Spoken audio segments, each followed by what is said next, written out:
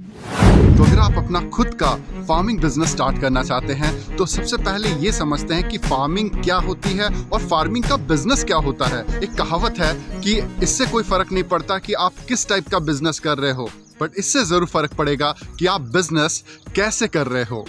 Hello दोस्तों, मैं विवेक हतराज, founder और क्रिएटर किसान बिजनेस क्लिनिक। अगर फार्मिंग के बिजनेस से जुड़ी हुई कोई भी आपके सवालात हो तो बेझिझक होकर हमारे इस वीडियो के नीचे कमेंट बॉक्स में टाइप कीजिए और लिख दीजिए कि आप आने वाले दिन में फार्मिंग बिजनेस से रिलेटेड कौन सा वीडियो किस टॉपिक पे आप चाहते हैं। तो आपके पूछे गए प्रश्नों को मैं अपने आने वाले वीडियो में ज़रूर एड्रेस करने की कोशिश करूँगा। हमेशा एक चीज़ याद रखिएगा, अगर आप जूता भी एकदम सटीक तरीके से इतना अच्छे से शाइनिंग कीजिएगा, जूता चमकाइएगा रगड़ रगड़ के, कि लोग ये आश्चर्यचकित हो जाए कि भैया ये तो राजा के मुकुट से भी ज़्यादा आपका जूता चमक रहा है।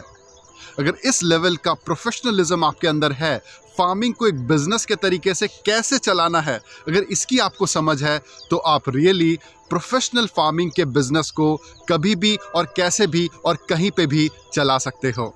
इसी चीज़ की जानकारी ना होने के कारण ही ज़्यादातर लोग फार्मिंग में अपना नुकसान कर बैठते हैं।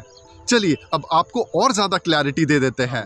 लोग फार्मिंग को करना ही फार्मिंग का बिजनेस करना समझ बैठते हैं, जो कि सबसे बड़ी गलती है।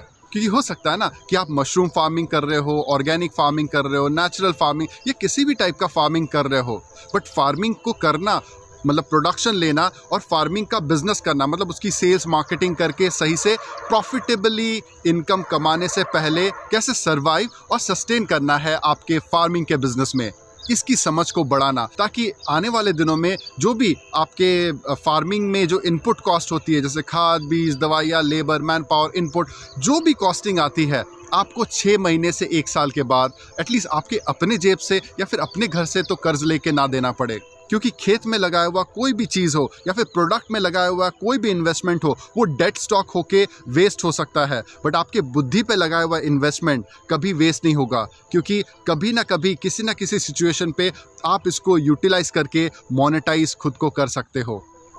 और इसीलिए विद्या कभी भी खाली नहीं जाती है, ये हमेशा आपके काम में आएगा। आपको इंटरनेट में ऐसे बहुत सारे लोग मिल जाएंगे जो फार्मिंग बिजनेस आइडिया के नाम पे आपको कुछ भी बता देते हैं, क्योंकि उनका खुद का पर्सनल तजुर्बा नहीं है एग्जीक्यूशन लेवल पे। एग्जीक्यूशन, भैया ये भी आइडिया अच्छा है, वो भी आइडिया है, ऐसा भी करो वैसा भी करो, ज़्यादा प्रॉफिट ज़्यादा मुनाफा, और इसी के चलते शाइनिंग ऑब्जेक्ट सिंड्रोम के तहत वो आपको कंफ्यूज कर देते हैं। अगर आपको क्लैरिटी चाहिए तो ज़रूर आपको एग्जीक्यूशन डिटेल लेवल पे उतरना पड़ेगा। आपको ये सोचना नहीं है कि कौन सा चीज़ आपको अच्छा लग रहा है, आपको ये समझना है कि कौन सा चीज़ कस्टमर खरीदता है और उसको मैं कैसे अपना प्रोफेशनल लेवल का स्किल्स को डेवलप करूँ, जिसके बदौलत मेरी भी आमदनी इससे स्टेबल और प्रेडिक्टेबल वे में हो सकती है। क्योंकि ऑब्वियसली आप भी अपना प्रोफेशनल बिजनेस या प्रोफेशनल जॉब रातों रात छोड़ के इस फार्मिंग के बिजनेस में कूद नहीं सकते। आपको भी सस्टेन और सरवाइव सबसे पहले करना सीखना पड़ेगा। जब एक बार सस्टेन और सरवाइव करना आप सीख जाओ तो उसके बाद पूरा प्रॉफिट आप ही का होगा। और इन्हीं चीज़ों की वजह से आपको किसान बिजनेस क्लिनिक का ऑनलाइन ट्रेनिंग प्रोग्राम ज्वाइन तो ज़रूर करना चाहिए। बहुत लोगों को मैंने देखा है कि ऑनलाइन ट्रेनिंग प्रोग्राम को लेके बहुत संशय है लोगों में। अरे खेती बाड़ी तो खेत में उतर के सीखने वाली चीज़ होती है, ये कहाँ ऑनलाइन का ये चक्कर बैठा है।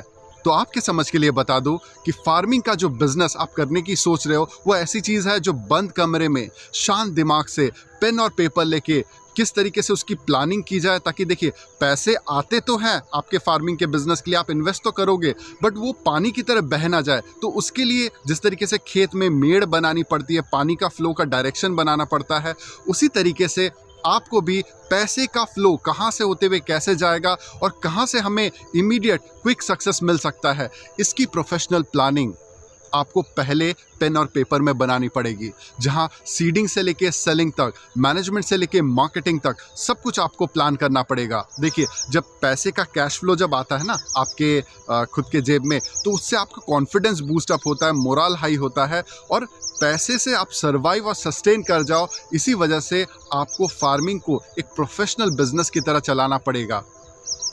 इसलिए फार्मिंग करना और फार्मिंग का बिजनेस करना, इसमें बहुत बड़ा मैच्योरिटी और अंडरस्टैंडिंग का फ़र्क है।